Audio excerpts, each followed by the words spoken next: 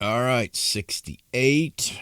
Salmoneus and Tiro. Salmoneus, a son or grandson of Alois and Eneret, reigned for a time in Thessaly before leading an Aeolian colony to the eastern confines of Elis, where he built the city of Salmonia near the source of the river Enippus, a tributary of the Alpheus. Salmoneus was hated by his subjects and went so far in his royal insolence as to transfer Zeus's sacrifices to his own altars and announced that he was Zeus. He even drove through the streets of Salmonea, dragging brazen cauldrons bound with hide behind his chariot to simulate Zeus's thunder and hurling oaken torches into the air. Some of these, as they fell, scorched his unfortunate subjects, who were expected to mistake them for lightning. One fine day, Zeus punished Salmoneus by hurling a real thunderbolt, which not only destroyed him, chariot and all, but burned down the entire city. B. Alcidice,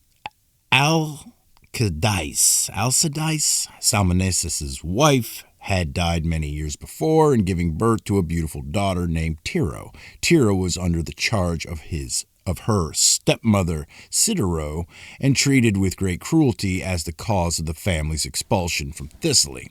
Having killed the two sons she bore to her evil uncle Sisyphus, she now fell in love with the river Enippus and haunted its banks day after day, weeping for loneliness. But the river god, although amused and even flattered by her passion, would not show her the least encouragement. C. Poseidon decided to take advantage of this ridiculous situation. Disguising himself as the river god, he invited Tiro to join him at the confluence of the Enippus and the Alpheus, and there threw her into a magic sleep, while a dark wave rose up like a mountain and curled its crest to screen his knavery. When Tiro awoke and found herself ravished, she was aghast at the deception, but Poseidon laughed as he told her to be off home and keep quiet about what had happened.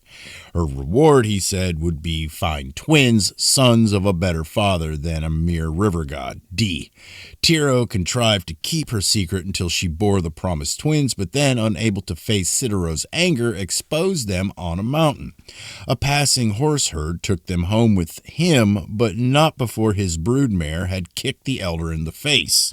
The horse's herd's wife reared the boys, giving the bruised one to the mare for suckling and calling him Peleus.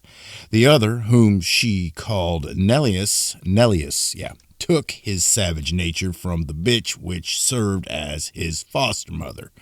But some say that the twins were found floating down the Enippus in a wooden ark. As soon as Peleus and Neleus discovered their mother's name and learned how unlikely she had been treated, they set out to avenge her.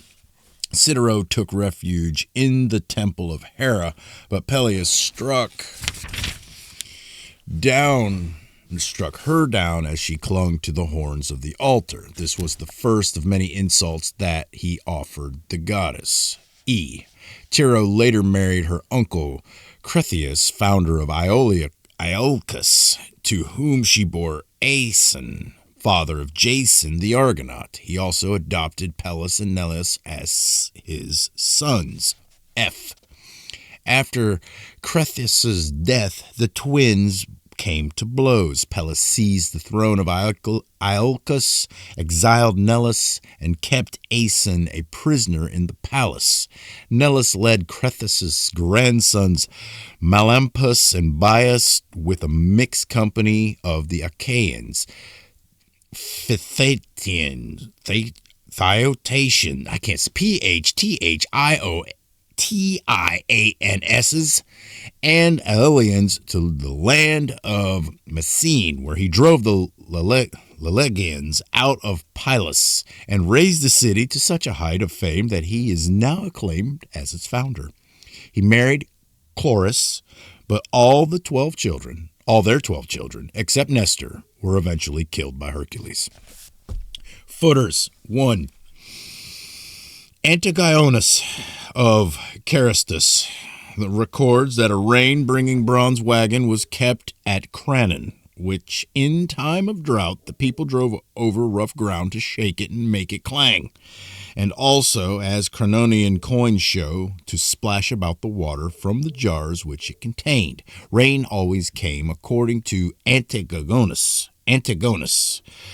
Thus, Salmasius's charm for inducing thunderstorms will have been common religious practice, like rattling pebbles in a dry gourd, tapping on oak doors, rolling stones about in the chest, dancing, beating shields, or swinging bull roarers. He was pictured as a criminal only when the impersonation of Zeus had been forbidden by the Achaean central authority. To judge from Danaide's sieves and the Argive cow dance, rainmaking was originally a female prerogative,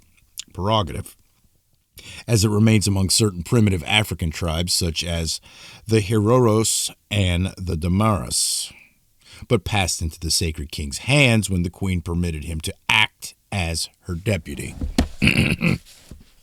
2. Tyro was the goddess mother of the Tyrans and Tyrrhenians, or Tersinians, and perhaps also the Tyrannithians. Hers is probably a pre-Hellenic name, but supplied Greek with the word Tarsus, walled city, and so with the concept of tyranny. Her ill treatment of Citero recalls that an antelope by Dirce, a myth which it closely resembles and may originally have recorded an oppression of the Tyrans by their neighbors, the Sidonians. River water was held to impregnate brides who bathed in it. Bathing was also a purifying ritual after menstruation or childbirth, and it is likely that Tyro's Enippus, like the Scamander, was invoked to take away virginity. The it's not antidote, it's antecedent of Tyro's seduction by Poseidon's purports to explain why Salmasius's descendants were sometimes called son of Enippus, which was their original home, and sometimes sons of Poseidon, because of their naval fame. Her previous seduction by Sisyphus suggests that the Corinthian sun cult had been planted at Salmoneia. Antiope was also connected by marriage with Sisyphus. 3. Tyro's ark, in which she sent the twins floating down the Enippus, will have been of alder wood, like that in which Rhea Silva sent Romulus and Remus floating down the Tiber. The quarrel of Pelles and Nellus with that of